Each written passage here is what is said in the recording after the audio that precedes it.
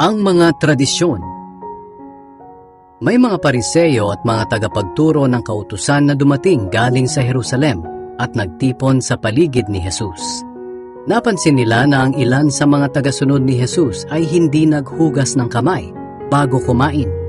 Ang mga Hudyo, lalo na ang mga Pariseyo, ay hindi kumakain ng hindi muna naghuhugas ng kamay bilang pagsunod sa tradisyon ng kanilang mga ninuno.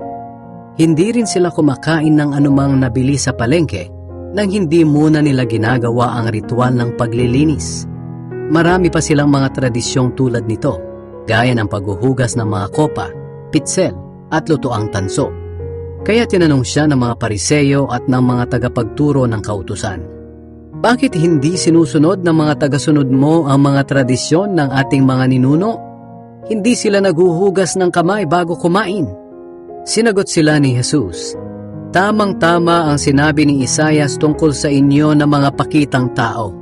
Ayon sa sinulat niya, sinabi ng Diyos na, iginagalang ako ng mga taong ito sa mga labi lang nila, ngunit malayo sa akin ang kanilang mga puso. Walang kabuluhan ang kanilang pagsamba sa akin, dahil ang mga itinuturo nila ay mga utos lang ng tao. Sinusuway ninyo ang utos ng Diyos, at ang sinusunod ay mga tradisyon ng tao."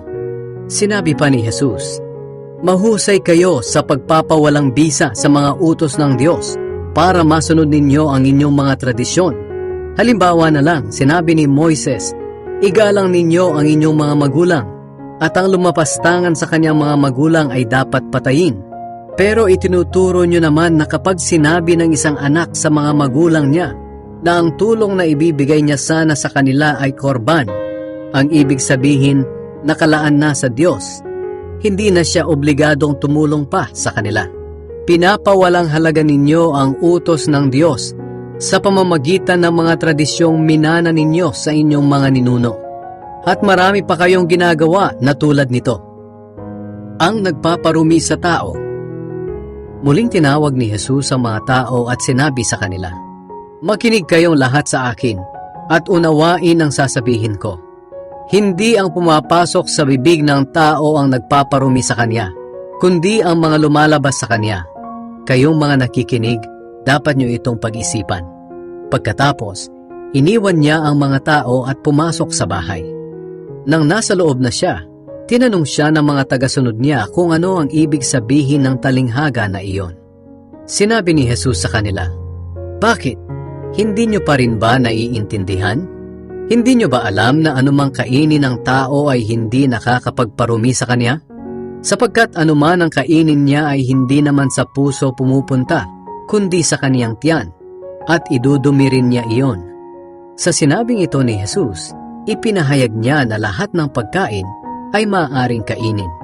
Sinabi pa ni Jesus, "Ang lumalabas sa tao ang nagpaparumi sa kanya sa paningin ng Diyos, sapagkat sa puso ng tao nagmumula ang masamang pag-iisip na nagtutulak sa kanya na gumawa ng sexual na imoralidad, pagnanakaw, pagpatay, pangangalunya, kasakiman, at paggawa ng lahat ng uri ng kasamaan tulad ng pandaraya, kabastusan, inggitan, paninira sa kapwa, pagyayabang, at kahangalan. Ang lahat ng kasamaang ito ay nanggagaling sa puso ng tao, at siyang nagpaparumi sa kanya." Ang pananampalataya ng babaeng hindi Hudyo.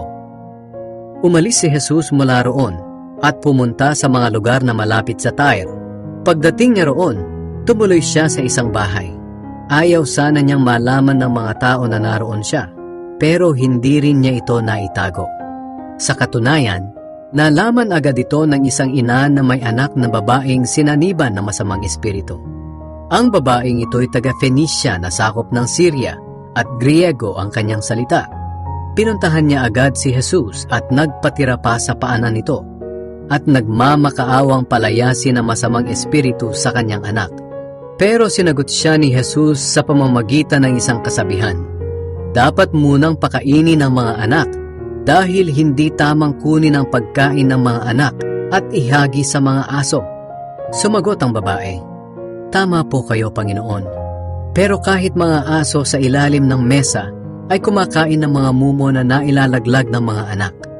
Kaya sinabi ni Jesus sa kanya, "Dahil sa sagot mong iyan, maaari ka nang umuwi. Lumabas na sa anak mo ang masamang espiritu.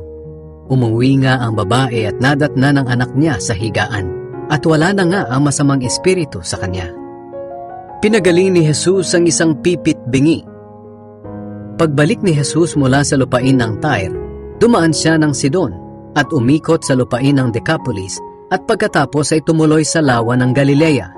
Doon dinala sa kanya ng mga tao ang isang lalaking pipit bingi. Nakiusap sila na ipatong ni Jesus ang mga kamay niya sa lalaki. Inilayo muna ni Jesus ang lalaki sa mga tao. Pagkatapos, ipinasok niya ang kanyang mga daliri sa mga tainga ng lalaki. Saka dinuraan ang kanyang mga daliri at hinipo ang dila nito. Tumingala si Jesus sa langit, nagbuntong hininga at sinabi sa lalaki, Ephata, na ang ibig sabihin, mabuksan ka. Pagkatapos nito, nakarinig na ang lalaki at nakapagsalita ng maayos. Pinagbilinan niya ang mga tao na huwag ipamalita ang nangyari. Pero kahit pinagbawalan sila, lalo pa nila itong ipinamalita. Manghang-mangha ang mga tao at sinabi nila, napakagaling ng ginawa niya.